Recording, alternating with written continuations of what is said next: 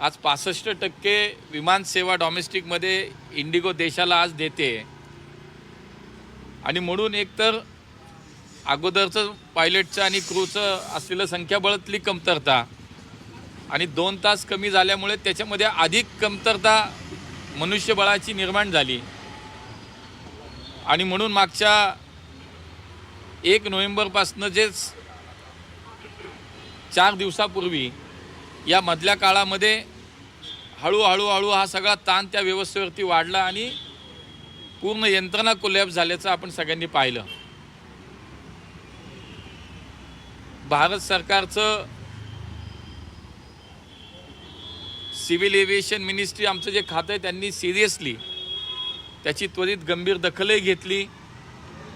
जो मनस्ताप प्रवाशांना करावा लागला त्याच्यानंतर ताबडतोब याच्यामध्ये अनेक काही सूचना, नियम आणि आदेशही काढण्यात आले। सगळ्यात पहिलं तर इंडिगोला हे सगळी व्यवस्था आता पूर्ण करण्यासाठी काही कालावधी लागेल, म्हणून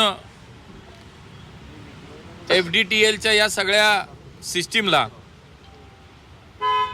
फेब्रुवारीपर्यंत तात्पुरती त्याला स्थगिती देण्यात आली, कारण ही सेवा ताबडतोब पूर्ववत व्हावी। 4 सदस्यीय समितीची चौकशी समिती याच्यामध्ये DGCAने नेमली। 24 तास नागरिकांच्या सेवेसाठी कंट्रोल रूमची उभारणी आम्ही लगेच केली। DGCAने कालच इंडिगोच्या CEOला शोकास नोटीससुद्धा इश्यू केलेली आहे। या सगळ्या काळामध्ये आपण पाहिलं की बाकी विमानसेवा ज्या पुरवणाऱ्या कंपन्यांचे आणि प्रवासाचे रेट वाढले, म्हणून ताबडतोब अंतरानुसार तिकिटांच्या किमतीवरती मर्यादा घालण्याचा एक आदेश सर्व विमान कंपन्यांना देण्यात आला। शिवाय ज्या लोकांची विमानं कॅन्सल झाली, ज्यांना ठरलेल्या वेळेत सेवा मिळाली नाही, त्या सर्वांना without any cancellation fee charges न आकारता त्यांचे पैसे ताबडतोब परत देण्यात यावेत ह्या सूचना देण्यात आल्या। लगेच 48 आवर्सच्या आतमध्ये लगेच देण्यात यावं अशा अनेक प्रकारच्या सूचना या मिनिस्ट्री असेल DGCAच्या माध्यमातून देण्यात आली।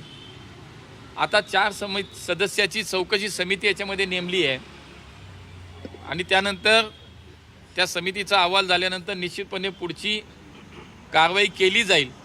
आम्ही पहिल्या दिवसापासून सांगितलं की झालेला प्रकार हा अत्यंत बेजबाबदारपणाचा आहे।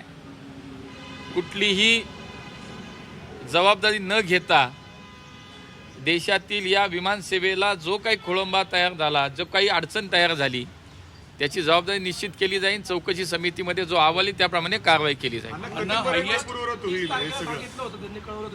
नाही, काल त्यांना शोकॉज नोटीस दिली आहे आणि चौकशी समिती 4 सदस्यांची नेमली आहे, त्यांचा रिपोर्ट येईल। वन ऑफ द हायएस्ट काय कधीपर्यंत होईल? साधारण काही फ्लाइट्स आता निघत आहेत, मात्र मागच्या 2 दिवसात सुद्धा परिणाम करतात। मागच्या जो 4 दिवसापूर्वीचा जो आपण पाहिला की जो परिणाम दिसत होता तो हळूहळू कमी झाला। मी काल पुण्यात आल्यानंतर मी पुण्यातली परिस्थितीची काल विमानतळावरती जी माहिती घेतली की रोजच्या साधारणतः 57 मुवमेंट ह्या इंडिगोच्या पुण्याच्या विमानतळावरनं होत होत्या, त्या जवळपास मागच्या 2-3 दिवसापूर्वी जवळपास 90% कॅन्सल होत होत्या।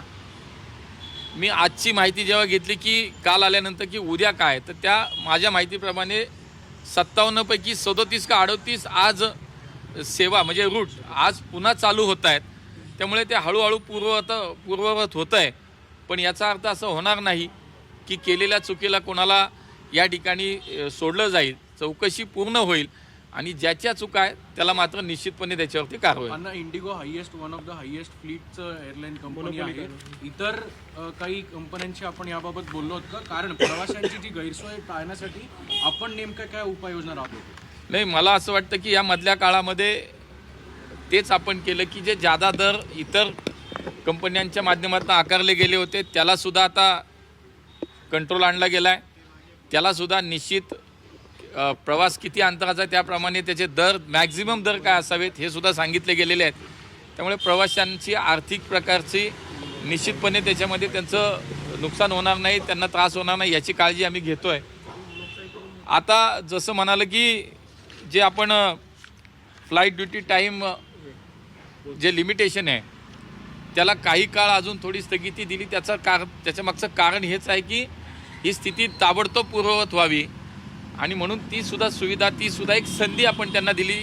त्याच्यातनं मला असं वाटतं की सगळे विषय आता हळूहळू मार्गी लागतील, पण भविष्यामध्ये अशी कुठली घटना होणार नाही, असा प्रकार होणार नाही याच्यावरती निश्चितपणे आम्ही सगळे गांभीर्याने विचार करू. आता उद्यापासून नागपूर अधिवेशनाला सुरुवात होते. अनेक आमदार जे आहेत त्यांचं सुद्धा विमानांची तिकीट रद्द झाली आहेत, त्यामुळे याच्यावर काही वाटलं की ते बाय रोड जाणं पसंत नाही, मलाही खूप आपल्या लोकांचा संपर्क ती लोक आपली मंडळी करत होती. काही लोक बाय रोड जात आहेत, काही लोक दुसऱ्या एअर इंडिया असेल स्पाइस जेटच्या विमानांची व्यवस्था करतायत, काही लोक ग्रुपनी एकत्र येऊन काही चार्टर फ्लाईट करता येते का याचा विचार करत. शेवटी अधिवेशन चालू आहे. महाराष्ट्रातल्या प्रत्येक भागातल्या आमदाराला नागपूरला पोहोचणं खूप महत्त्वाचं आहे, जरुरीचं आहे. त्यामुळं जो मार्ग मिळेल त्या मार्गाने ते जात आहेत. अण्णा, इंडिगोने ज्या पार्किंग करून लोकांना वेठीस धरलं होतं, तर अशा कंपनीवर कठोर कारवाई होणार आहे का? आणि निश्चितपणे पुण्याच्याच विमानतळावरती अशी वेळ आली होती की 8 विमानं त्यांची पार्क केलेली होती, पण ती ताबडतोब आम्ही सुद्धा काढायला लावली. त्यामुळे ती सुद्धा काढली गेली. आता कुठेही पार्क केलेली आहेत आणि त्याच्यामुळे अडथळा होता अशी सिच्युएशन फार कमी आहे देशात. पण एक नक्की आहे की जे झालं आहे ते चुकीचं आहे, त्याच्याबद्दल निश्चित चौकशी होती. चौकशी अहवालानंतर कारवाई होईल. आपला एअरपोर्ट हा आर्मीचा एअरपोर्ट आहे, बेस आहे आयता एअरपोर्ट. तर सुखोईचं दररोज इथं प्रॅक्टिस सराव होते, त्याच्यावर काही इम्पॅक्ट झाला का याचा? नाही, त्याचा काही याच्या एअरस्पेसवरती काहीच विषय नव्हता. एअरस्पेस तर मोकळी होती. उलट एअरस्पेसला रेग्युलर त्यांचा जो काही प्रैक्टिस है, त्यांचा रोजचा एक्सरसाइज, तो त्याला कुठेही त्याच्यामध्ये काही बाधा नव्हती. हिंदी में बताइए कि जो इंडिगो फ्लाइट्स को लेके जिस कैओस मचा हुआ है पूरे देश भर में, सरकार क्या प्रयत्न कर रही है और अब तक क्या कुछ किया है मंत्रालय द्वारा? नहीं, उसके तुरंत बाद जो तकलीफ पूरे देश भर में जो यात्रियों को हुई है, उसके बाद immediately civil aviation ministry, DGCA, हमने बहुत सारे कदम इसमें उठाए हैं. पहले तो DGCA के माध्यम से इंडिगो के CEO को एक शोकॉज नोटिस भी हमने इशू करी है. उसके बाद जो